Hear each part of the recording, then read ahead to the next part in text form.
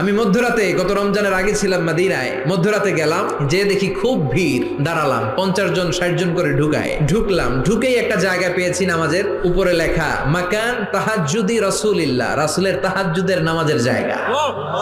মানে এখানে রাতে তাহাজ্জুদ পড়তেন, প্রাণটা ভরে 2 রাকাত নামাজ পড়লাম। তারপরে আবার প্রথম কাতারে মানুষের সাথে ধাক্কাধাক্কি করে হাঁটতে শুরু করলাম। 1 সেকেন্ডের জন্য জায়গাটারে খালি পাবেন না। হাজার হাজার মানুষ, হাজার হাজার মহিলা, হাজার হাজার নারী পুরুষ সালাম দেয়। হাঁটতে লাগলাম, হাঁটতে হাঁটতে ডান দিকে কিবলা, বাম দিকে রাউদাতুম মিন রিয়াদিল জান্নাহ, তারপরে একটা ছোট্ট ঘর, ওই ঘরে বিশ্বনবীর হাতের বাম দিকে ঈসা আলাইহিস সালাম দুনিয়াতে এসে ঘুমাবে। ইন্তেকালের পরে ওইখানে হবে ওনার কবর। এরপর একটু আগাবেন, লেখা মুহাম্মদ রাসূলুল্লাহ। সহ্য হবে আপনার? নিজেরা সামলাতে পারবেন? যে নবীর কথা আজীবন শুনলাম, যে নবীর জন্য বুকের তাজা রক্ত বিলিয়ে দিতে আমরা রাজি আছি না নাই, ওই বিশ্ব নবী নাকি এইখানে ঘুমিয়ে আছে। এই চিন্তা